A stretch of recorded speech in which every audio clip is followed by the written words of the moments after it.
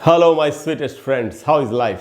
Welcome to learn English online with Krishna. दोस्तों, learn English online with Krishna में हमेशा की तरह आपका स्वागत है। अच्छा दोस्तों, स्पेलिंग के रूल्स कई बार हमको बहुत कंफ्यूज कर सकते हैं। स्पेलिंग के रूल्स सीखना हमारे लिए बहुत ज़रूरी है अगर हम करेक्ट इंग्लिश लिखना चाहते हैं और करेक्ट इंग्लिश बोलना भी चाहते हैं तो। क्योंकि दोस्तों, जो प्रोनाउंसिएशन है किसी वर्ड का वो उसकी स्पेलिंग के ऊपर डिपेंड करता है, ये बात हम सभी जानते हैं। तो अच्छी इंग्लिश लिखने के लिए और बोलने के लिए, दोनों के लिए ही हमारा स्पेलिंग का जानना, करेक्ट स्पेलिंग का जानना बहुत ज़रूरी है। अच्छा दोस्तों, स्पेलिंग कई बार कंफ्यूजिंग हो सकती है। जैसे एक ही वर्ड आपको कई बार नाउन की तरह और वर्ब की तरह यूज़ होता हुआ दिखाई पड़ेगा। जैसे एडवाइस। अब एडवाइस का मतलब राय भी होता है और एडवाइस का मतलब राय देना भी होता है।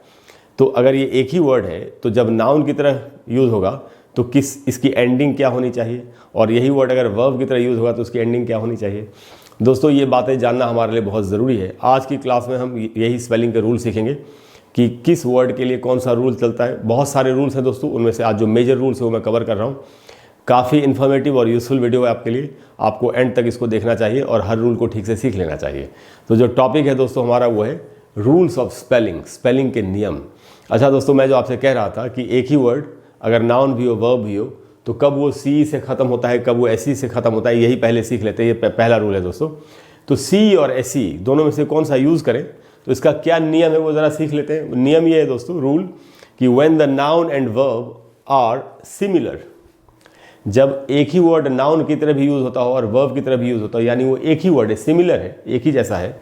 When the noun and verb are similar, the noun ends in C, यानी जब वो वर्ड नाउन की तरह यूज़ होगा तब वो सी से ख़त्म होगा। And the verb in S और जब वो वर्ब की तरह यूज़ होगा तो वो एस से ख़त्म होगा। आप समझ गए।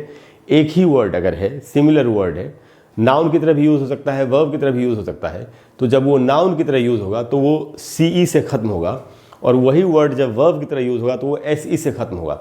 तो स्पेलिंग चेंज हो गई, उच्चारण भी चेंज हो जाएगा। एग्जाम्पल से समझते हैं दोस्तों। जैसे ये वर्ड है एडवाइस। एडवाइस का मतलब है राय। He gave me a piece of advice, उसने मुझे एक राय दी, ऐसा हम हिंदी में बोलते हैं, एक राय दी। तो एडवाइस एक्चुअली एक अनकाउंटेबल नाउन है। He gave me an advice नहीं बोलना चाहिए, he gave me a piece of advice, ऐसे आप इसको यूज़ कर सकते हैं। तो he gave me a piece of advice, इसमें दोस्तों he gave me a piece of advice में एडवाइस नाउन की तरह यूज़ हुआ है, तो इसकी एंडिंग होगी सी। लेकिन अगर आप इसको वर्ब की तरह यूज़ करेंगे, he advised me to do it, उसने मुझे इस काम को करने की राय दी, तो राय देना जब ये वर्ब की तरह यूज़ हुआ तो इसकी एंडिंग हो जाएगी एस। तो यही याद रखना है दोस्तों कि अगर सिमिलर वर्ड है जो नाउन भी और वर्ब भी है, तो जब नाउन की तरह यूज़ करेंगे तो सी से ख़त्म होगा, जब वर्ब की तरह यूज़ करेंगे तो एस से ख़त्म होगा। एक और एग्जाम्पल है दोस्तों, ये वर्ड है डिवाइस। डिवाइस का मतलब होता है कोई भी यंत्र। जैसे मोबाइल फ़ोन एक डिवाइस है, कंप्यूटर एक डिवाइस है, कैमरा एक डिवाइस है। कोई भी जो यंत्र होता है, यहाँ तक कि रिमोट कंट्रोल डिवाइस, जिसको हम शॉर्ट में रिमोट बोलते हैं टीवी वगैरह चलाने के लिए, वो भी एक डिवाइस ही है। तो नाउन है दोस्तों, कोई भी दुनिया की कोई भी चीज़ नाउन होती है। तो डिवाइस यानी यंत्र एक नाउन हुआ, जब ये नाउन की तरह यूज़ हो रहा है तो सी से ख़त्म हो रहा है। अच्छा, यही वर्ड जब वर्ब की तरह इस्तेमाल होता है तो ये एस से ख़त्म होता है और इसका उच्चारण हो जाएगा डिवाइज। ज का इस्तेमाल करेंगे, डिवाइज, और तब इसकी मीनिंग होती है, हम कहते हैं ना, डिवाइज अ प्लान, कोई भी योजना बनाना। तो योजना इत्यादि बनाना, किसी चीज़ की तैयारी करना, प्लानिंग करना, ये इसका मीनिंग है। तो device and devise, advice and advise. तो इस तरीके से दोस्तों अगर सिमिलर वर्ड है और वो नाउन भी है वर्ब भी है, तो जब भी नाउन की तरह यूज़ होगा तो सी से ख़त्म होगा, वर्ब की तरह यूज़ होगा तो एस से ख़त्म होगा। दोस्तों इसको याद रखेंगे हम और करेक्ट इंग्लिश लिखने या बोलने की कोशिश करेंगे। ये था दोस्तों पहला रूल। अब हम आते हैं दूसरे रूल पे। दूसरा रूल ये है दोस्तों कि पहले मैं आपको नियम ही बता देता हूँ। वो नियम ये है कि अगर कोई वर्ड ऐसा है जिसमें डबल ई का साउंड है, डबल ई स्पेलिंग नहीं है, डबल ई का साउंड है, डबल ई से बड़ी ई जो होती है हिंदी में वो बनती है, तो बड़ी ई का अगर साउंड हो तो उसके लिए आपने देखा होगा कि वर्ड में कभी आई ई लिखा होता है, कभी ई आई लिखा होता है, और ये बहुत बड़ा कन्फ्यूजन का कारण है कि कब आई ई लगाना है, कब ई आई लगाना है। तो दोस्तों एकदम सीधा साधा नियम है, मैं आपको बता देता हूँ। इस नियम को जानने के बाद आपके लिए ये कन्फ्यूजन हमेशा के लिए आपकी ख़त्म हो जाएगी। तो अगर बड़ी ई का साउंड हो और मन में कन्फ्यूजन चल रहा हो कि मैं ई आई लगाऊँ उसके लिए कि आई ई लिखूँ, तो रूल ये है दोस्तों कि when the sound is double E, जब बड़ी ई का साउंड हो, ई आई, तो हमको ई आई कब लगाना चाहिए, ई आई फॉलोज द लेटर सी, यानी वर्ड में अगर सी है तो उसके बाद हमको ई आई लगाना चाहिए बड़ी ई के साउंड के लिए। आप समझ गए। किसी वर्ड की स्पेलिंग में अगर सी है और उसमें बड़ी ई का भी साउंड है जैसे रिसीव, तो सी अगर है तो सी के बाद हमको ई आई का इस्तेमाल करना चाहिए। And I E all other letters, और दूसरे जो लेटर्स हैं सी के अलावा उन सब के बाद हमको आई ई का इस्तेमाल करना चाहिए बड़ी ई के लिए। आप समझ गए? तो अगर किसी भी वर्ड में बड़ी ई का साउंड हो और आपको चूज करना है कि मुझे मैं आई ई का इस्तेमाल करूं या ई आई का इस्तेमाल करूं, तो अगर वर्ड में कहीं पर भी सी है बड़ी ई, तो ई आई आपको सी के बाद लगाना चाहिए और दूसरे लेटर्स के बाद आपको आई ई का इस्तेमाल करना चाहिए। एकदम क्लियरली आप समझ गए? एग्जाम्पल से समझते हैं कैसे। जैसे ये है वर्ड दोस्तों, सीलिंग का मतलब होता है छत। अब सीलिंग अगर आप देखें तो सी से स्टार्ट हो रहा है, इसमें बड़ी ई का साउंड आ रहा है, सीलिंग। तो बड़ी ई का साउंड है तो सी के बाद हमको ई आई बड़ी ई के लिए लगाना चाहिए। यहाँ हम इसको ऐसे नहीं लिख सकते, सी आई ई नहीं स्पेलिंग होगी, सी ई आई ऐसे स्पेलिंग होगी। दूसरा एग्जाम्पल है दोस्तों रिसीव, ये वर्ड मैंने अभी आपको बताया भी था। तो रिसीव सी के बाद बड़ी ई का साउंड है, रिसीव। तो बड़ी ई का साउंड है तो सी के बाद हमको ई आई लगाना चाहिए। कुछ एक और एग्जाम्पल्स देखते हैं। जैसे ये एग्जाम्पल है दोस्तों चीफ। अब यहाँ बड़ी ई का तो साउंड है लेकिन यहाँ पर सी नहीं, सी का साउंड नहीं है, च का साउंड है, तो उसके बाद आप देख रहे हैं आई ई का इस्तेमाल हुआ। यानी ई आई हमको सिर्फ सी के बाद लगाना है। सी अगर नहीं है तो हमको आई ई लगाना चाहिए। दूसरा वर्ड दोस्तों बिलीफ, इसमें ल के बाद बड़ी ई का साउंड है, बिलीफ। इसमें भी ई आई नहीं लगाएंगे पहले, इसमें हम आई ई का इस्तेमाल करेंगे। तो अगर सी का साउंड है और सी के बाद बड़ी ई का साउंड है तो सी के बाद हमको ई आई लगाना चाहिए, बाकी हर केस में हमको आई ई का इस्तेमाल करना चाहिए।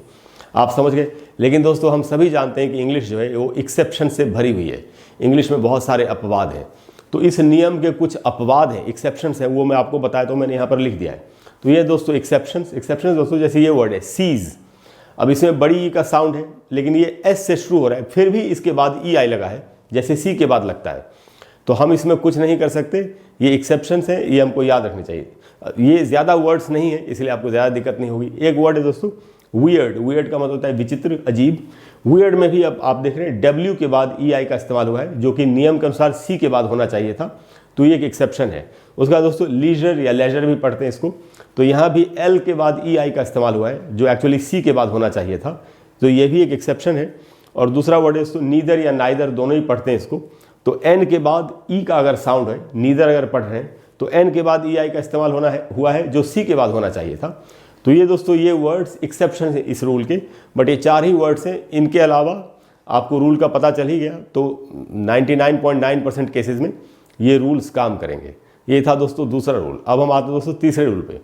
तीसरा रूल दोस्तों बहुत ही इंटरेस्टिंग है। ये वर्ड ये है दोस्तों कि ओ के बाद अगर कोई वर्ड ओ से ख़त्म हो रहा हो तो उसका प्लूरल बहुवचन बनाने के लिए ओ के बाद हम एस भी आपने लगते हुए देखा होगा और ओ ई एस भी लगते हुए देखा होगा। जैसे मैंगो का मतलब होता है आम, और अगर आपको उसका प्लूरल बनाना हो एक से ज़्यादा आम तो मैंगो में हम ई एस लगाते हैं। लेकिन अगर एक ऐसा वर्ड है कमांडो, कमांडो जो होते हैं, अब उसका अगर प्लूरल बनाना हो, बहुवचन बनाना हो, तो उसमें आपने सिर्फ एस लगा हुआ देखा होगा। ऐसा क्यों होता है, इसके क्या नियम है दोस्तों, ये नियम भी सीख लेते हैं। तो ये नियम है दोस्तों कि वर्ड्स एंडिंग इन ओ, जो भी वर्ड्स ओ से ख़त्म होते हैं उनका क्या रूल है प्लूरल बनाने का, बहुवचन बनाने का। To form the plural add E S, अगर प्लूरल बनाना हो तो उसमें ई एस जोड़ना चाहिए।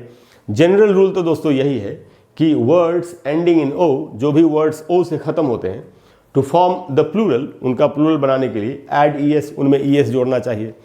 कैसे, एक एग्जाम्पल समझते हैं। जैसे पोटैटो का मतलब होता है आलू, और ये ओ से ख़त्म हो रहा है, इसका प्लूरल बहुवचन बनाना है, एक से ज़्यादा आलू, तो हम इसमें ई एस लगाएंगे, पोटैटोस, इसमें ई एस लगाया।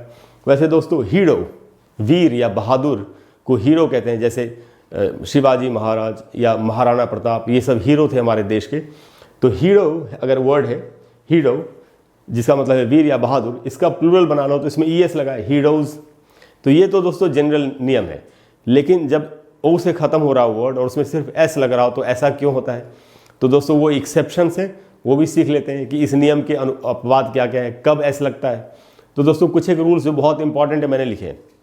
एक्सेप्शंस ये रहे दोस्तों, तो एक एक करके समझते हैं। पहला एक्सेप्शन ये है कि words ending in O, words ending in I O और ई ओ, कोई भी वर्ड अगर, आपको ध्यान से सुनना है, कोई भी वर्ड अगर आई ओ से ख़त्म हो रहा हो या ई ओ से ख़त्म हो रहा हो, तब आपको उसमें ऐड एस, सिर्फ एस ही ऐड करना चाहिए।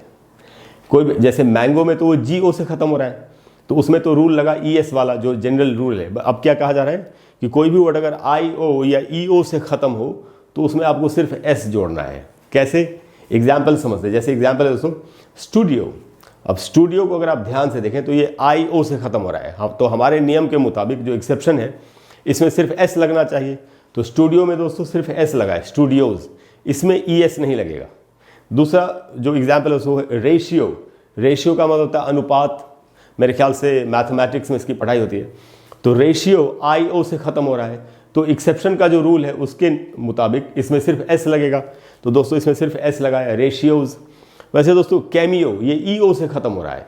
कैमियो का मतलब क्या होता है दोस्तों? अगर कोई बहुत बड़ा एक्टर, कैमियो की वैसे तो बहुत सारी मीनिंग्स हैं, लेकिन जो मीनिंग सबसे ज़्यादा चलती है और जो हम जानते हैं वो ये है कि अगर कोई बहुत बड़ा एक्टर किसी फिल्म में या किसी TV सीरियल में थोड़ी देर का रोल करे तो उसको, ऐसे रोल को कैमियो कहा जाता है।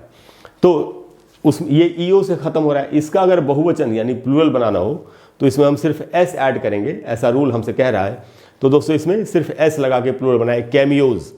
ये था दोस्तों एक रूल कि O से ख़त्म होने वाले वर्ड्स में सिर्फ S कब लगता है। दूसरा एक्सेप्शन जो है, दूसरा जो रूल है वो सीख लेते हैं। वो है दोस्तों clipped forms. Clipped forms, clipped forms, clipped forms. आप जानते हैं क्लिप्ड का मीनिंग क्या होता है? जिसको शॉर्ट फॉर्म बोलते हैं। बहुत सारे इंग्लिश में ऐसे वर्ड्स हैं जिनको हम छोटा करके बोलते हैं। जैसे जिम्नेजियम को हम जिम बोलते हैं, फोटोग्राफ को हम खाली फोटो बोलते हैं ना, या पिक्चर को हम सिर्फ पिक बोलते हैं। तो अगर ऐसा कोई शॉर्ट वर्ड है, जैसे चिंपैंजी को हम सिर्फ चिंप बोलते हैं, हिप्पोपोटामस को हम सिर्फ हिप्पो बोलते हैं, क्रोकोडाइल को हम सिर्फ क्रॉक बोल लेते हैं कई बार। तो दोस्तों अगर कोई क्लिप्ड फॉर्म है, छोटा फॉर्म है, और उसका अगर आपको प्लूरल बनाना है और अगर वो O से ख़त्म हो रहा है तो उसमें सिर्फ S लगेगा। जैसे एक एग्जाम्पल लिखा है मैंने, फोटो, फोटोग्राफ का शॉर्ट फॉर्म है फोटो, बोलते हैं ना उसकी फ़ोटो, तुम्हारी फ़ोटो, मेरी फ़ोटो। तो ये O से ख़त्म हो रहा है और ये छोटा फॉर्म है फोटोग्राफ का, इसका प्लूरल बना लो, इसमें सिर्फ S लगेगा। तो दोस्तों ये एक दूसरा रूल था। तीसरा रूल जो है दोस्तों एक्सेप्शन का, वो कौन सा है? वो ये है दोस्तों कि कुछ ऐसे वर्ड्स हैं जो इंग्लिश लैंग्वेज में अभी अभी आए हैं, कुछ ही साल पहले, रिसेंटली एडेड वर्ड्स। जो वर्ड्स रिसेंटली ऐड हुए हैं अभी कुछ टाइम पहले, जैसे सेल्फी, ज़्यादा टाइम नहीं हुआ, कुछ साल ही हुए हैं जब इंग्लिश में ये वर्ड जुड़ा है। तो दोस्तों ये वर्ड है कमांडो। अब आपको जान के हैरानी होगी कि कमांडो वर्ड कोई बहुत ज़्यादा पुराना नहीं है और ये इंग्लिश में बहुत कुछ ही साल हुए हैं जब ये जुड़ा है वर्ड। तो इसमें जब भी इसका दोस्तों प्लूरल बनाना हो, बहुवचन बनाना हो, तो इसमें सिर्फ S ऐड किया मैंने, कमांडोज, इसमें ES ऐड नहीं होगा। तो दोस्तों ये मेजर रूल्स थे। एक आध रूल और है जो मैंने लिखे नहीं, मैं आपको बताता हूँ। जैसे म्यूज़िक के अगर कुछ टर्म्स हैं, जैसे म्यूज़िक की दुनिया के कुछ बहुत, वो हमारे यूज़ के नहीं होते, इसलिए मैंने उनको लिखा नहीं। सोप्रानोज, इस प्रकार से जो वर्ड्स होते हैं जिनके बारे में हम ठीक से जानते भी नहीं। हाँ, जो लोग म्यूज़िक की जानकारी रखते हैं उनको पता होगा इन वर्ड्स का, तो लेकिन जनरल लोगों को नहीं पता होता। तो अगर म्यूज़िक की दुनिया के कुछ वर्ड्स हैं जो O से ख़त्म हो रहे हैं तो उनमें भी सिर्फ S लगता है, प्लूरल बनाने के लिए ES का इस्तेमाल नहीं होता। तो दोस्तों ये रूल्स थे कमाल के, इनको सीख करके आपको काफ़ी हेल्प मिलेगी स्पेलिंग सही लिखने में, ऐसा मेरा विश्वास है। अगर दोस्तों आपको क्लास अच्छी लगी हो और आपको लगता है कि क्लास आपके लिए हेल्पफुल है तो आपको प्लीज़ वीडियो को लाइक करें और शेयर करें अपने दोस्तों के साथ, जिससे कि उनको भी इसका फ़ायदा मिल सके, और चैनल को सब्सक्राइब करें। अगले वीडियो में मैं आपको दोस्तों मेरे स्पेलिंग के और भी, मैंने स्पेलिंग के रूल्स के मेरे और भी वीडियोज़ हैं। अगर वो वीडियोज़ आपको देखने हो तो आपको मेरे चैनल पर एक प्लेलिस्ट है, learn English pronunciation and phonetics, तो उस प्लेलिस्ट में जाके आप वो सारे वीडियोज़ देख सकते हैं। तो दोस्तों अगली क्लास में मैं आपको फिर इसी प्रकार के कुछ रूल्स, जो स्पेलिंग के रूल्स होंगे, जो आपको इंग्लिश अच्छी लिखने में या बोलने में आपकी हेल्प करेंगे, मैं आपको बताने की कोशिश करूंगा। इसके अलावा दोस्तों अगर कोई भी ऐसा टॉपिक है जिस पर आप चाहते हैं कि मैं आपके लिए एक वीडियो बना दूं, और अगर मुझे लगेगा कि वो वीडियो काफ़ी लोगों के काम आएगा, तो मैं आपको उस पर वीडियो बना करके ज़रूर दूंगा, ये मेरा वादा है आपसे। Thank you very much, I will see you soon, bye bye.